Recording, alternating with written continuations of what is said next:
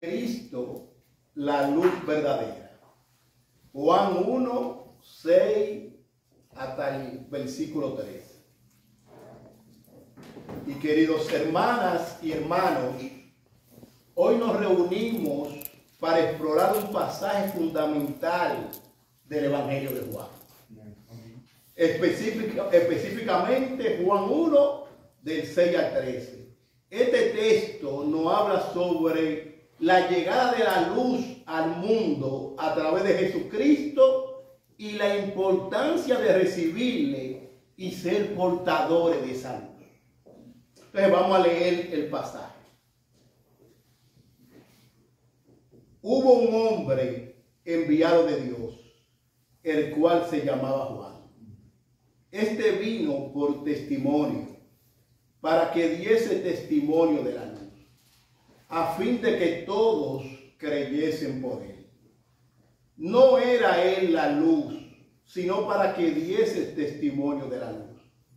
Aquella luz verdadera que alumbra a todo hombre, venía a este mundo. En el mundo estaba y el mundo por él fue hecho. Pero el mundo no le conoció. A lo suyo vino y los suyos no lo recibieron. Mas a todos los que le recibieron, a los que creen en su nombre, le dio potestad de ser hechos hijos de Dios, los cuales no son engendrados de sangre, ni de voluntad de carne, ni de voluntad de varón, sino de Dios. Oremos. Padre nuestro, te damos todo honor y toda gloria. Gracias, Señor, ayúdanos a exponer el texto con toda fidelidad. Padre, mira la debilidad del predicador. Pero también, Señor, mira las debilidades de mis hermanos que van a escuchar. Yo te ruego que tu Espíritu Santo haga una obra de gracia y nos asista. Amén. Al predicador para hablar tu palabra y a mis hermanos, a los amigos para escucharla. Y por qué no, Señor, te rogamos que tú también hagas una obra de gracia en los que no te conocen. Así como Cristo con su luz interrumpió en nuestra vida y nos hizo nacer de nuevo, yo te ruego, Dios, que por tu Santo Espíritu tú hagas nacer de nuevo a los que no te conocen. Y que se unan al coro celestial para que siempre ellos digan, digno ese Cordero de recibir toda gloria y toda honra. Por favor, Dios, usa tu palabra para traernos vida en el nombre de Jesucristo. Amén. Amén. Pueden sentarse, pero no cierren su Biblia, mantengan su Biblia abierta. Y para memorizar, estaremos haciendo un bosquejo de 3 puntos, para que tengamos un bosquejo en mente. Y los 3 puntos que estaremos exponiendo son la luz testificada del versículo 6 al 8, la luz rechazada del versículo 9 al 11 y la luz aceptada del versículo 2 y 13. Esto es para que tengamos un bosquejo en la mente, para que sea más fácil la memorización del versículo. Ahora, el apóstol Juan es rico en contrastes, tales como luz, tinieblas, espíritu, carne, terreno, celestial, de arriba, de la tierra, vida, muerte, amor, aborrecer, regocijarse, lamentarse, angustiarse, confiar, ver, volverse ciego. El apóstol Juan es rico en contrastes. Y los versículos del 1 al 5, el apóstol Juan nos viene describiendo a un ser trascendente que está más allá de toda experiencia humana, a saber, al Verbo. El apóstol Juan viene diciéndonos, en el principio era el Verbo, y aquel Verbo era con Dios, y aquel Verbo era Dios. El apóstol Juan viene describiéndonos a un ser trascendente. a un ser que creó todas las cosas, a un ser que existe por sí mismo, a un ser que el apóstol Juan dice que todo fue creado por él y que sin él nada fue creado, a un ser que el apóstol Juan dice que en él estaba la vida y que la vida era la luz de los hombres. Y que esa luz en la tiniebla resplandece. Viene describiendo a un ser trascendente. Por favor, miren el texto. A un ser trascendente. Al verbo. Pero en el versículo 6, ahora da un cambio que podemos decirle abrupto. Y digo yo a mi esposa, pero vea, acá hay este cambio tan bruto. Y me dice, bruto no, abrupto.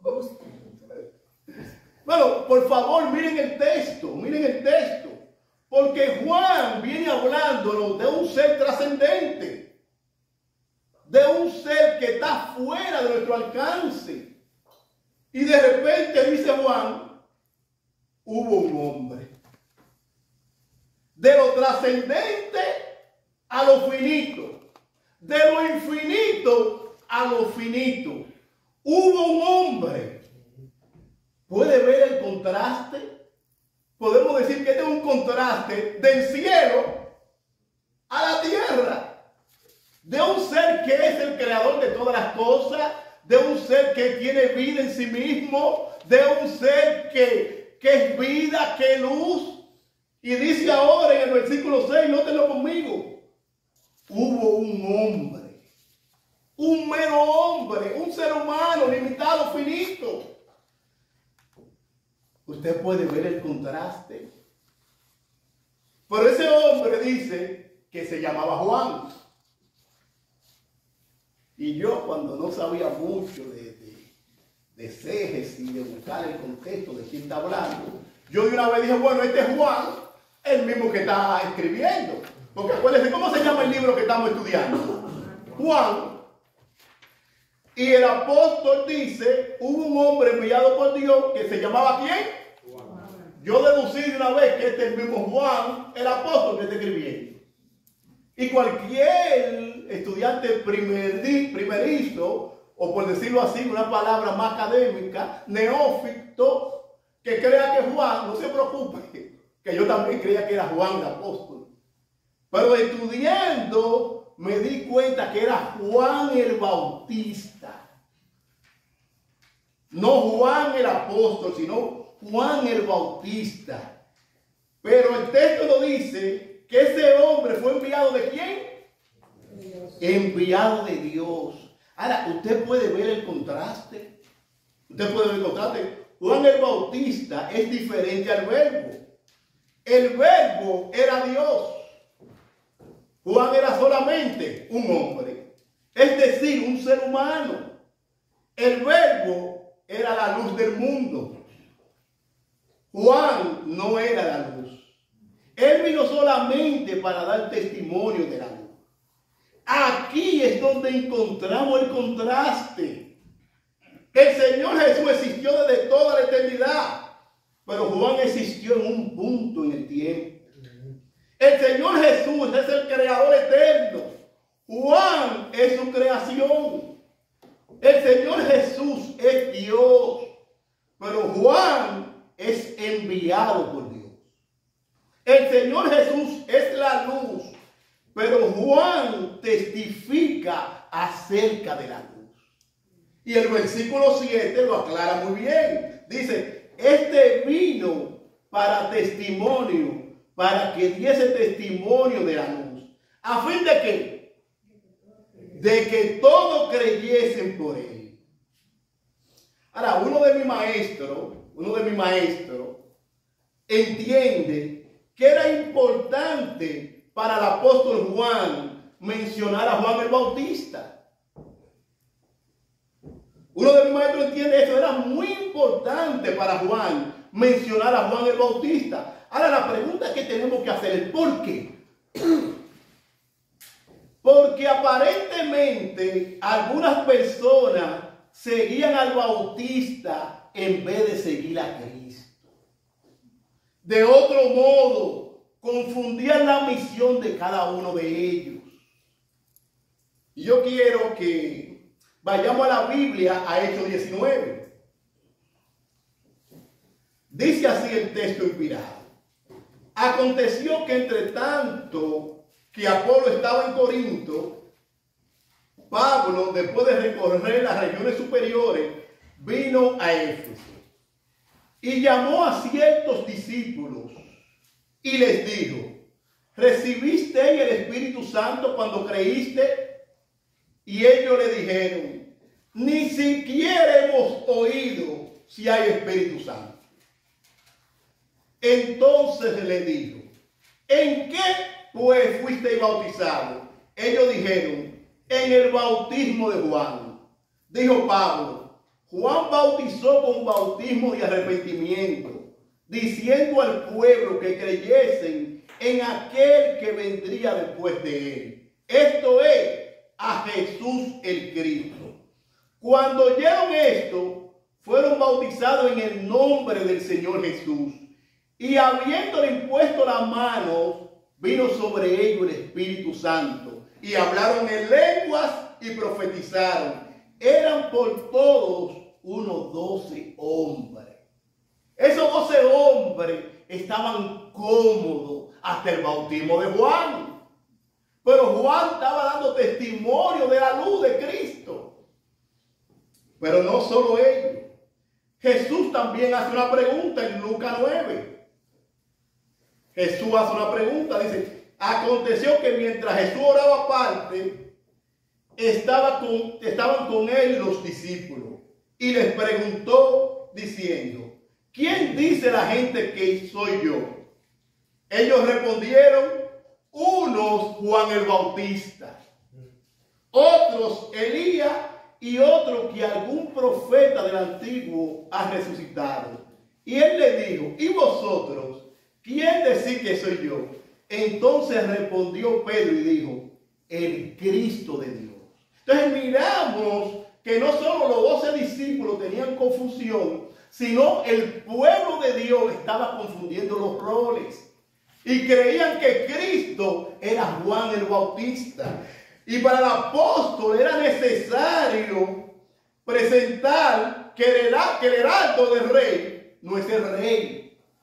Él solo es el heraldo, no es rey. Por eso muchos decían: no, él es Juan el Bautista. Y el apóstol Juan no quería que confundieran al heraldo con el rey. Fíjense lo que dice en el versículo 8 de Juan 1. No era él la luz, sino para que diese testimonio de la luz. Ahora, lo que sí nos dice el apóstol Juan es que el heraldo vino de Dios. Eso sí nos dice el apóstol Juan, que el heraldo vino de Dios, versículo 6. Fíjense lo que dice: hubo un hombre enviado de Dios que se llamaba Juan. Y en la Biblia hay mucha profecía sobre este personaje. Antes que Zacarías y Elizabeth procrearan a Juan, había profecía. Antes de que el ángel se le presentara al sacerdote Zacarías en el templo y le diga: mira, tú vas a tener un hijo. Dice: ¿cómo es esto? Mi esposa es estéril, ya somos viejos. Tú vas a tener un hijo. Bueno, yo no sé, yo lo dudo. Bueno, va a quedar mudo. Va a quedar mudo porque no creíste mi palabra. Antes de todo eso, había profecía sobre este personaje. 700 años antes de Cristo, antes de Juan el Bautista, ya se había hablado en la Biblia de este personaje. Y la palabra de Dios, que son infalibles y cumple lo que dice. Mira lo que dice Malaquías, Malaquías 3, oiga lo que dice: he aquí, yo envío mi mensajero, el cual prepara el camino delante de mí, y vendrá súbitamente a su templo el Señor, a quien vosotros buscáis, y el ángel del pacto, a quien deseáis vosotros. He aquí viene, ha dicho Jehová de los ejércitos. Había profecía sobre Juan, pero también Isaías, el profeta mesiánico, habla de Juan el Bautista. Dice la palabra de Dios en Isaías 40, versículo 3. Voz que clama en el desierto, preparad el camino a Jehová, enderezad calzado en la soledad nuestro Dios. Todo valle sea alzado, y bájese todo monte y collado, y los torcidos se enderecen, y los ásperos se allanen. Habría profecía sobre este personaje. Y por eso en Mateo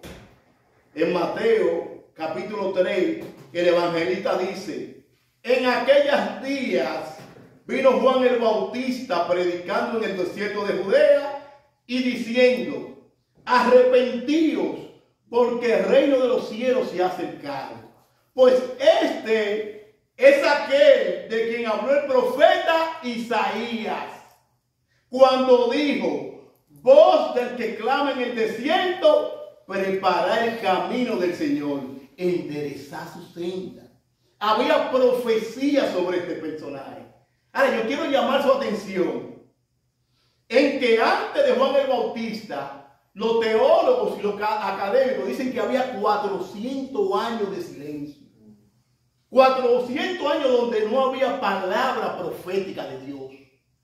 No había voz de Dios en el pueblo judío. No había nada de Dios. 400 años sin palabra de Dios. Y de repente aparece una voz clamando en el desierto: el rey viene. El rey viene. Dice que era una voz que clamaba en el desierto. 400 años sin palabra de Dios. Y de repente se levanta un hombre, pero que dice que es enviado de Dios, que empezó a proclamar: arrepentíos, el rey viene. Mire cómo lo dice Marcos 1:5. Y salían a él todas las provincias de Judea y todos los de Jerusalén, y eran bautizados por él en el río, confesando sus pecados.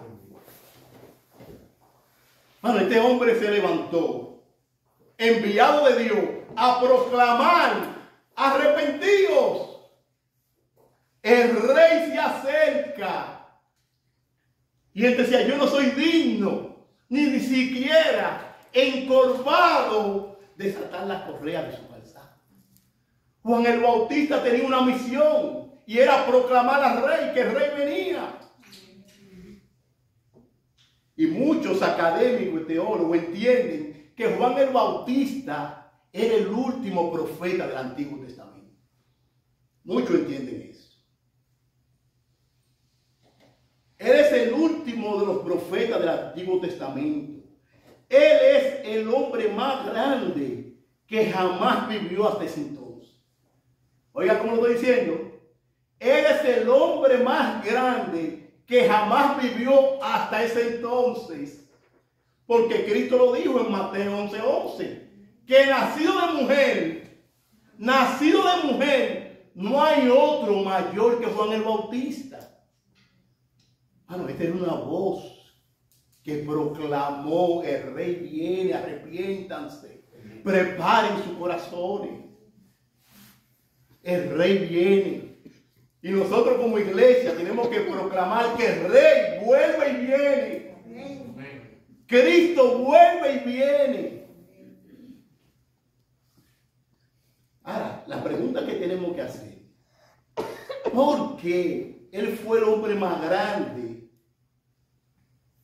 que jamás haya existido hasta ese entonces? ¿Por qué?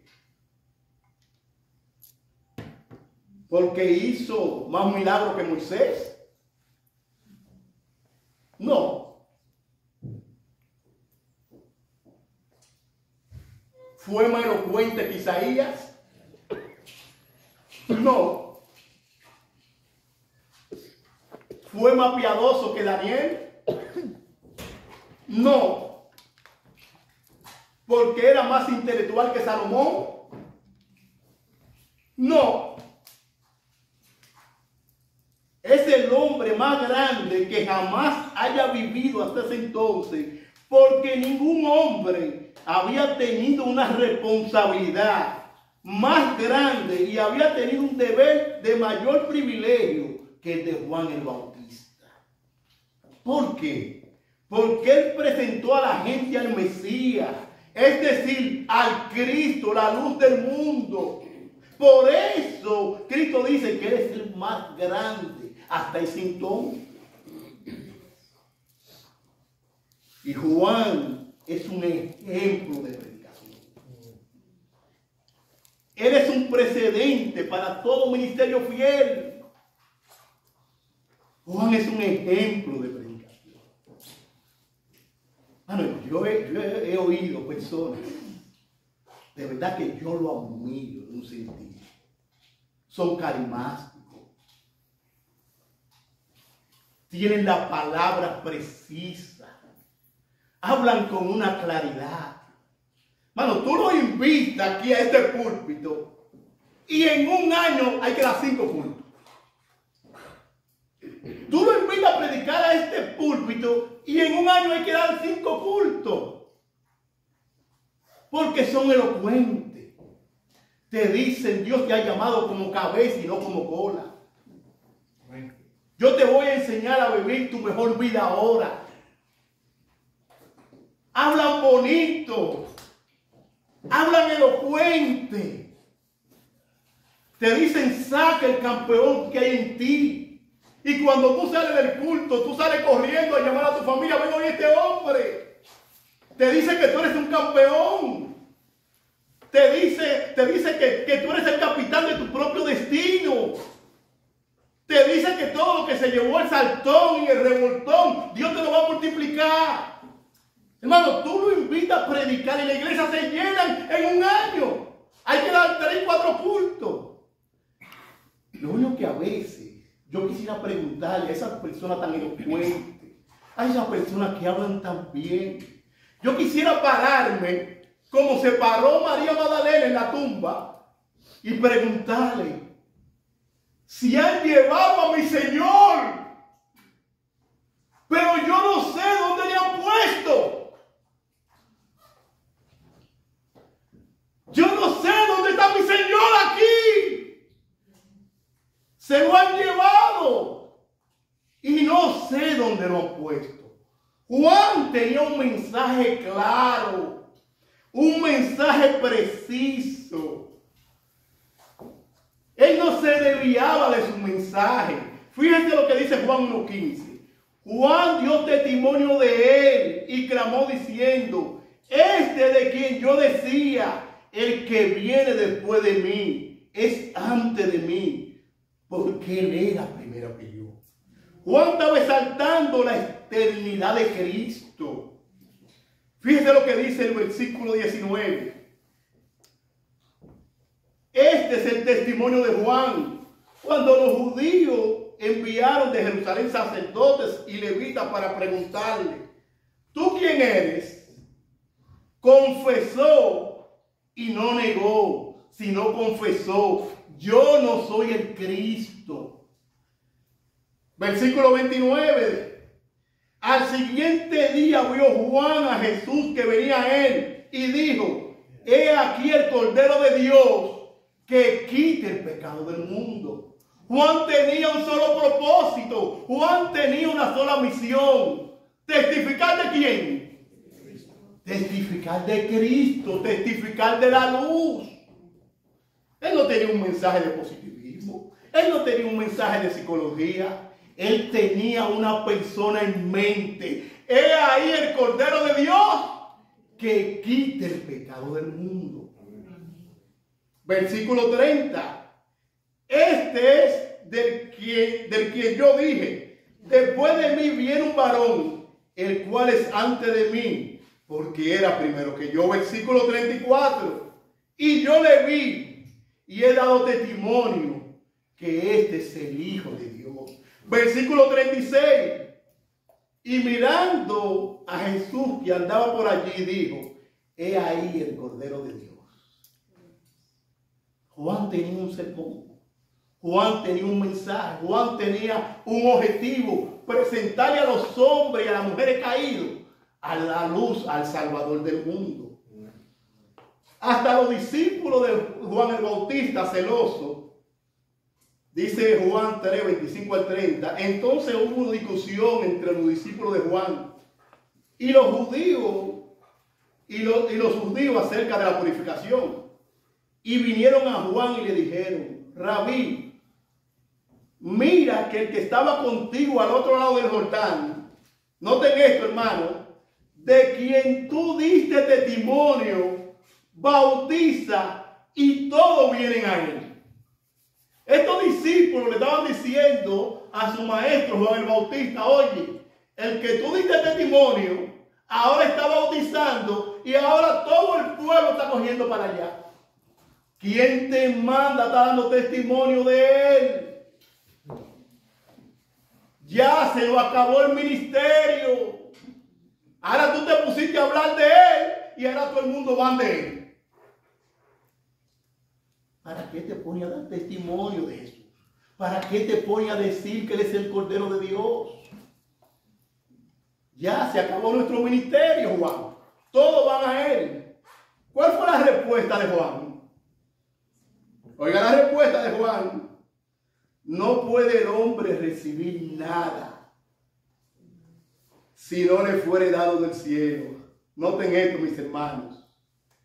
Vosotros mismos me sois testigo de que dije, yo no soy el Cristo, sino que soy enviado delante de él. El que tiene la esposa es el esposo. Mas el amigo del esposo que está a su lado y le oye, se goza grandemente de la voz del esposo. Así pues, mi gozo está cumplido. Es necesario que él crezca, pero que yo mengue. Esos discípulos celosos, Juan el Bautista le está diciendo, deja que mi luz desaparezca. Y que la luz de Cristo, que es la luz verdadera, que brille la luz de Cristo. Amén. Que yo desaparezca. Ese es mi gozo. Mi gozo es que todos vayan a Él. Yo no soy la luz. Yo solo vine para dar testimonio de la luz. Nosotros no traemos los hombres a nosotros, traemos las personas a Cristo. Amén. Llevamos a la persona a Cristo a la luz. Y Juan fue fiel en hacer ese ministerio. Ahora Pablo también nos dice en 1 Corintios 2, del 1 al 2 nos dice, así que, hermanos, cuando fui a vosotros para anunciar el testimonio de Dios, no fui con excelencia de palabras de sabiduría, pues me propuse no saber entre vosotros cosa alguna, sino a Jesucristo y a este crucificado. Segunda de Corintios 4 dice, porque no nos predicamos a nosotros mismos, sino a Jesucristo como Señor y a nosotros como vuestro siervo por amor de Jesús. Porque Dios, que mandó que de las tinieblas resplandeciese la luz, es el que resplandeció en nuestros corazones para iluminación del conocimiento de la gloria de Dios en la faz de Jesucristo. Hermanos, Cristo es nuestro tema. Cristo es el enfoque de nuestra predicación. No hay otro tema, no hay otro sujeto, no hay nada más de qué hablar. Y simplemente para negar cualquier confusión, el versículo 8, el apóstol dice que Juan el Bautista no era la luz, sino que vino para dar testimonio de la luz. Eso es lo que los verdaderos predicadores hacen. Eso es lo que los verdaderos ministros hacen. Eso es lo que los verdaderos creyentes hacen. Testifican de la luz. Amén.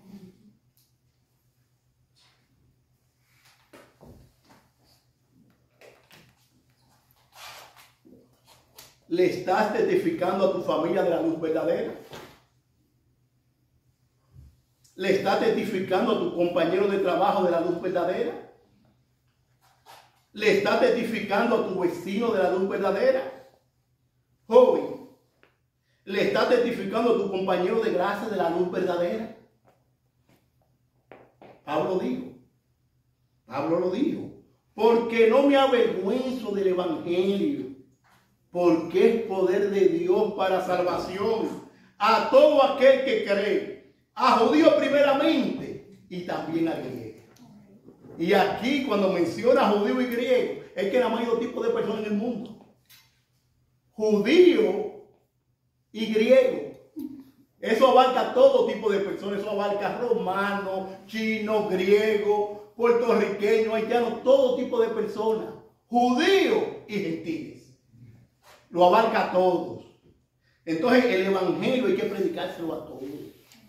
Pablo dijo, yo no me avergüenzo del evangelio. El primer punto es la luz testificada. Juan el Bautista mantuvo su antorcha fiel predicando a Cristo y dio su cabeza por predicar a Cristo. Entonces nuestro segundo punto es la luz rechazada. Versículos 9 y 11. Aquella luz verdadera que alumbra a todo hombre venía a este mundo. En el mundo estaba y el mundo por él fue hecho. Pero el mundo no le conoció.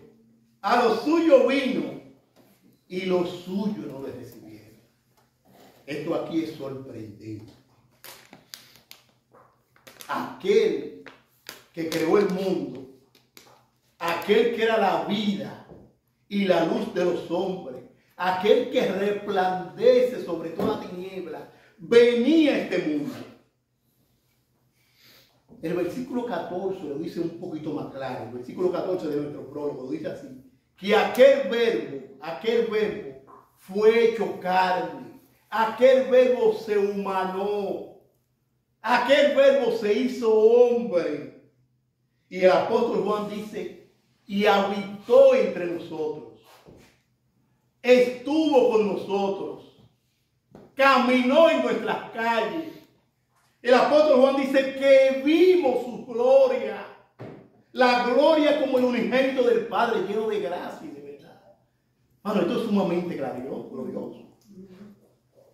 Porque Salomón dice que los cielos de los cielos no pueden contener su gloria. Y el apóstol Juan dice que aquella luz verdadera que alumbra a todo hombre venía a este mundo. En el mundo estaba. Pero hay una palabrita que tenemos que clarificar. Porque el texto dice la luz verdadera. Ahora, esta luz verdadera, siendo una hermenéutica y una exégesis al texto, no es un contraste entre lo verdadero y falso. No era que la luz de Juan era falsa y la luz de Cristo verdadera, no es un contraste. La luz de Juan el Bautista también era verdadera. Lo único que la luz de Juan el Bautista era dependiente de la de Cristo. Porque Juan 15:5 lo dice claramente: separado de él, nada podemos hacer. Separado de Cristo no podemos hacer nada. Entonces, cuando Juan dice la luz verdadera, está refiriéndose que aquella luz tiene luz en sí mismo, que Juan el Bautista tiene una luz derivada. Depende totalmente de su creador para hacer lo que él hace. Por eso dice que es verdadera la de Juan, porque Juan dice en el versículo 6 que Juan fue enviado por Dios. También era verdadera. Y Cristo dice de Juan el Bautista, para afirmar que esa luz era verdadera, dice: otro es el que da testimonio acerca de mí. Y sé que el testimonio que da de mí es verdadero. Es Cristo que está hablando de Juan. Y Juan dice que el testimonio que está dando Juan es verdadero. Y le dice: vosotros invitáis mensajero a Juan, y él dio testimonio de la verdad. Pero yo no recibo testimonio de hombre alguno, mas digo esto para que vosotros seáis salvos. Él era una antorcha que ardía y alumbraba. Y vosotros que si estéis regocijados por un tiempo en su luz. Oigan bien esto, amado. Mas yo tengo mayor testimonio que el de Juan, porque las obras que el Padre me dio para que cumpliese, las mismas obras que yo hago, dan testimonio de mí, que el Padre me ha enviado. Juan, él era el heraldo, pero Cristo es el rey. Y dice que esa luz vino al mundo, esa luz vino al mundo. Y los hombres no lo conocieron, los hombres no lo recibieron. Dios encarnado vino al mundo. Ahora, una cosa es rechazar al heraldo del rey y otra cosa es rechazar al mismo rey. Una cosa es rechazar al heraldo, pero otra cosa es rechazar al mismo rey, hermano. Esto es una depravación total. Este es el epítome de la ceguera. Que Cristo vino a su creación, vino a su mundo, y el mundo no le conoció. Cristo haciendo un milagro extraordinario. Hablaba con autoridad, reprendía a los demonios con autoridad, sanaba con autoridad, y el mundo no le conoció. Esta era la depravación total. Dice que aquella luz verdadera que alumbra todo vino a este mundo. Y lo podemos ver la luz desde su nacimiento. Lucas 2:8 lo dice. Había pastores en la misma región que velaban y guardaban la vigilia de la noche sobre su rebaño. Y he aquí se les presentó un ángel del Señor. Y la gloria del Señor los rodeó de resplandor. Y tuvieron gran temor. Pero el ángel les dijo: no temáis, porque aquí os doy nueva de gran gozo, que será para todo el pueblo, que os ha nacido hoy en la ciudad de David un Salvador, que es Cristo el Señor. En medio de la oscuridad se presentaron ángeles diciendo: hay buena noticia, ha nacido hoy en la ciudad de David un Salvador, que es Cristo el Señor. Pero Lucas también nos dice: he aquí había en Jerusalén un hombre llamado Simeón. Este hombre, justo y piadoso, esperaba la consolación de Israel, y el Espíritu Santo estaba sobre él, y le había sido revelado por el Espíritu Santo que no vería la muerte antes que viese al ungido del Señor.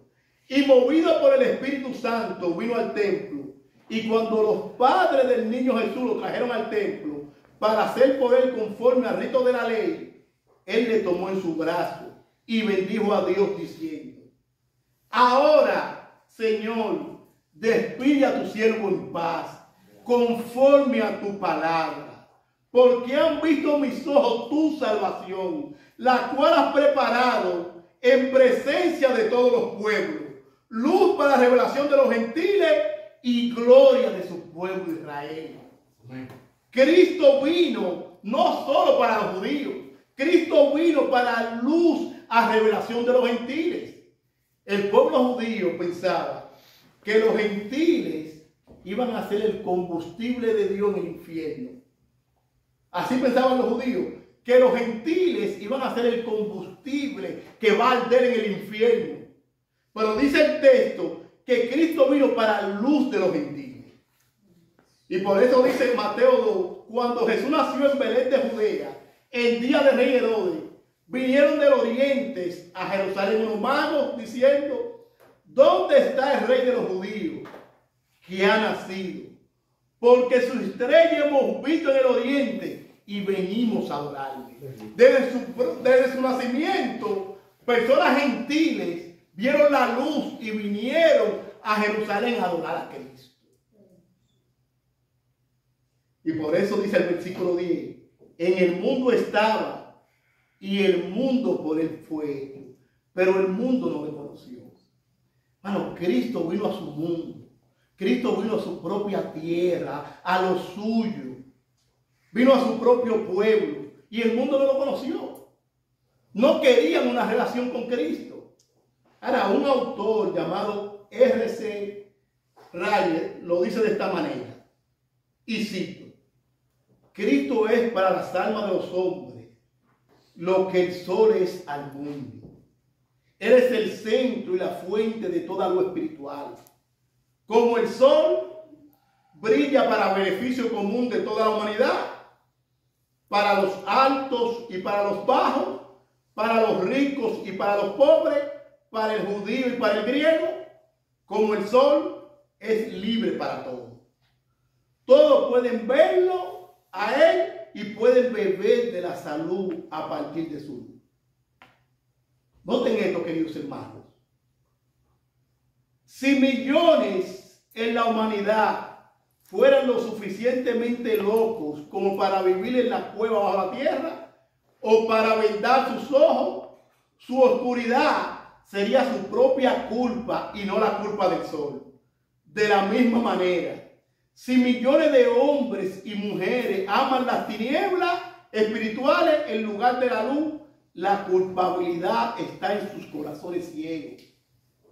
Pero, o sea, que los hombres lo vean o no, Cristo es el verdadero sol y la luz del mundo. No hay luz para los pecadores, excepto el Señor Jesucristo. Fin de la cita. Que los hombres lo vean o no, es la responsabilidad de los hombres, pero el sol está ahí. La luz de Cristo brilla. Por eso dice Juan 8:12, otra vez Jesús habló diciendo, yo soy la luz del mundo. El que me sigue no andará en tinieblas, sino que tendrá la luz de la vida. El mundo no le conoció.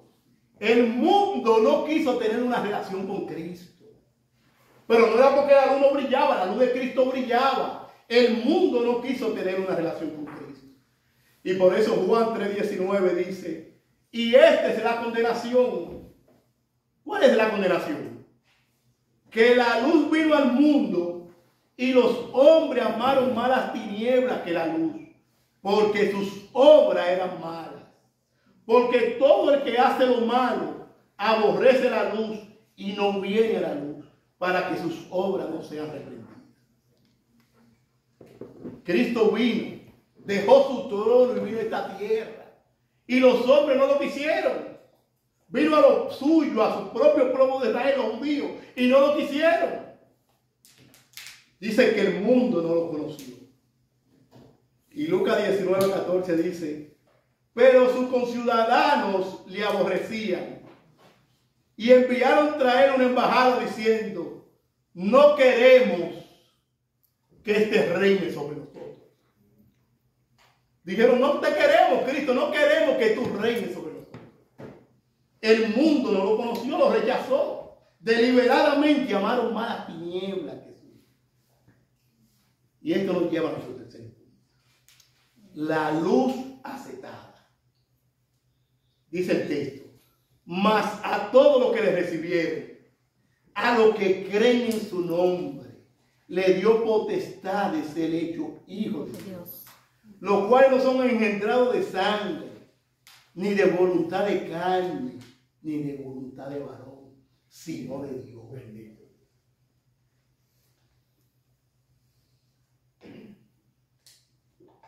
Ahora tengo que llamar su atención en algo. El pueblo rechazó al heraldo. El pueblo rechazó al rey.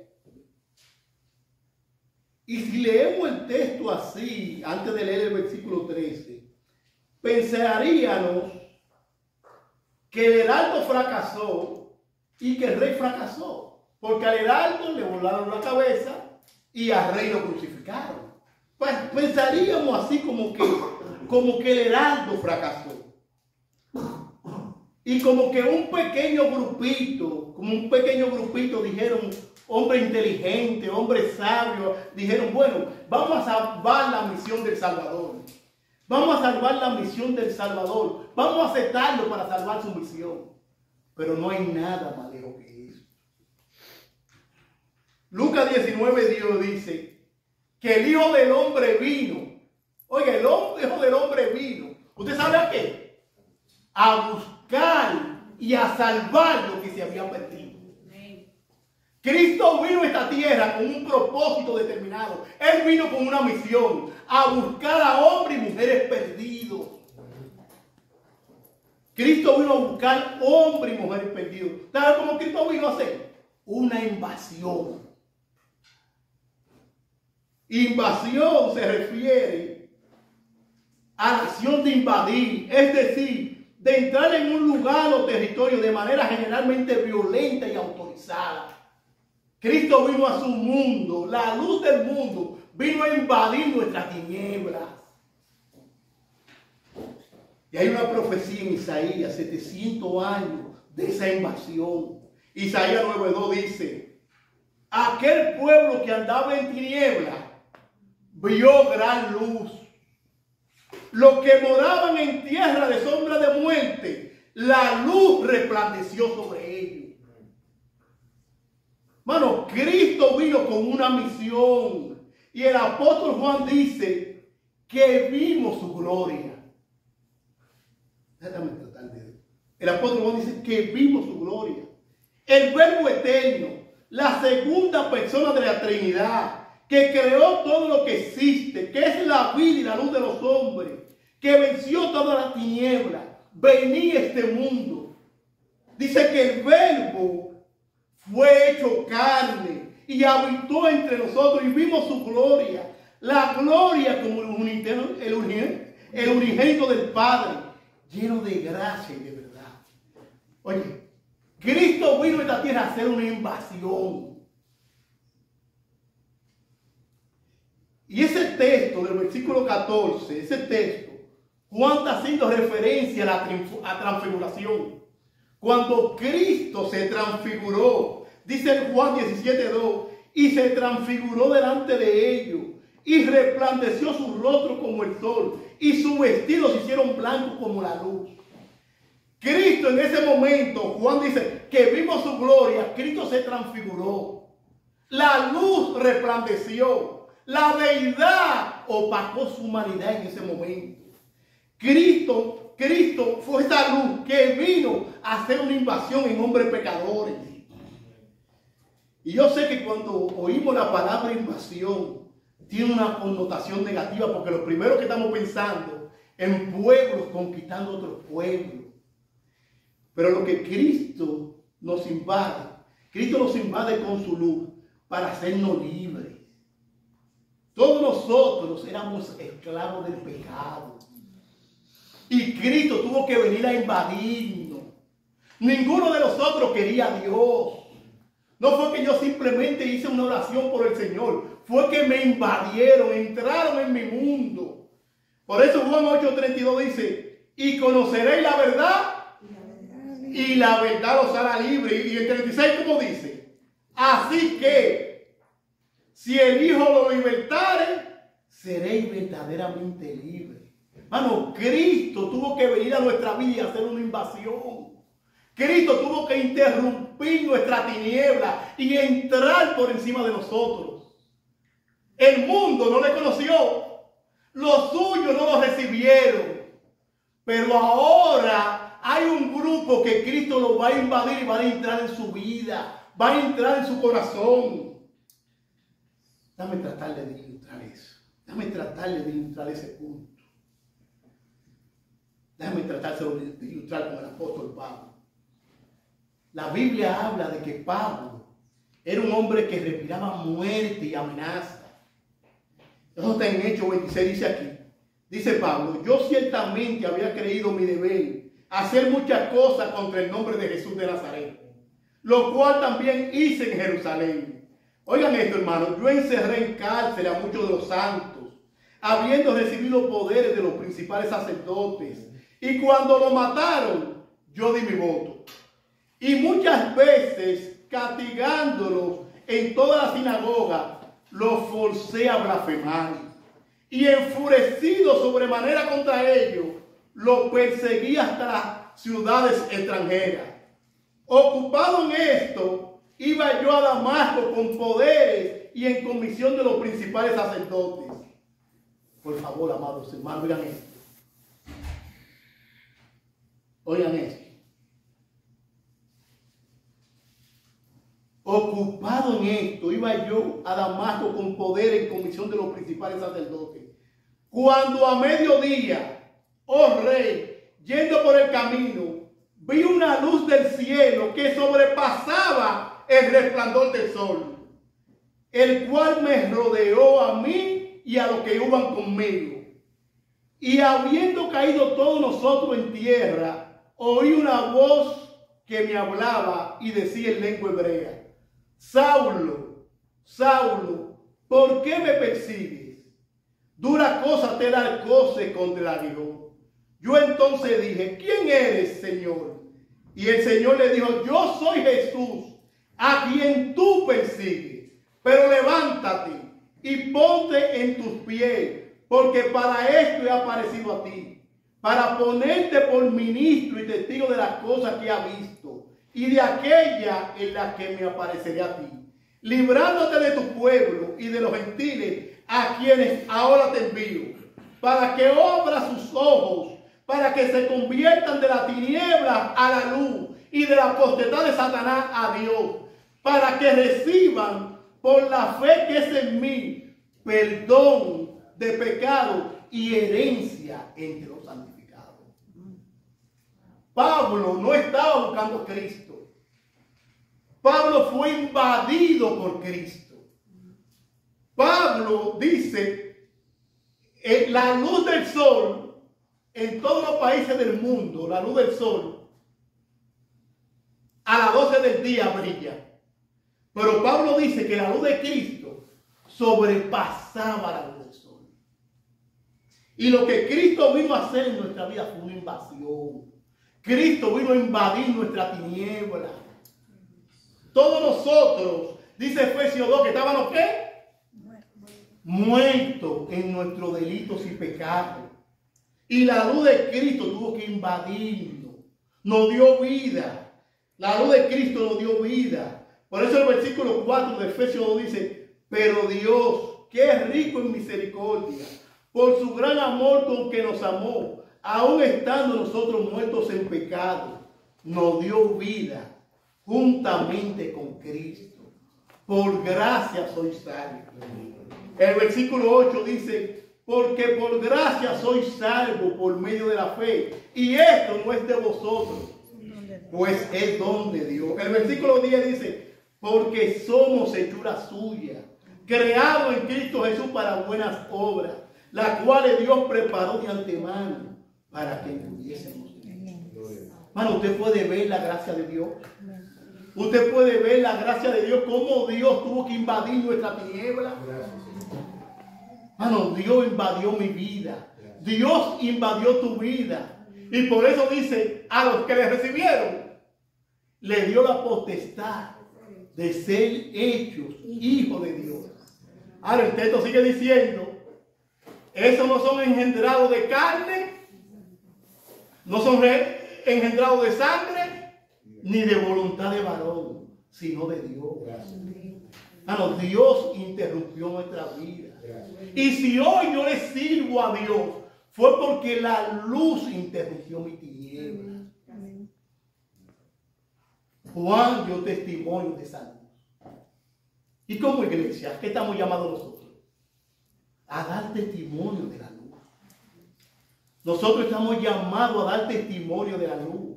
Juan se mantuvo con su antorcha encendida, predicando a Cristo. Él no tenía otra predicación. Hay algunos que no le recibieron. Hay algunos que dijeron: no queremos que tú reines. Y nosotros podemos estar en algún momento sirviéndole al Señor y olvidarnos de que el Señor está en medio de nosotros.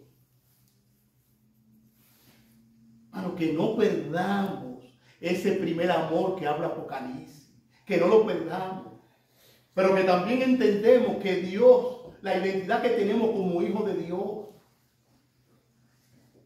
la identidad que tenemos como hijos de Dios, somos hijos de Dios por la fe en Cristo. Amén. Mantengamos esa antorcha encendida. No bajemos esa antorcha. Sigamos predicando a Cristo. Amén. Ese es el mensaje de la iglesia bíblica sobre Escritura. Amén. Es necesario que yo mengue, pero que Cristo crezca. Amén. Vamos a orar. Padre nuestro,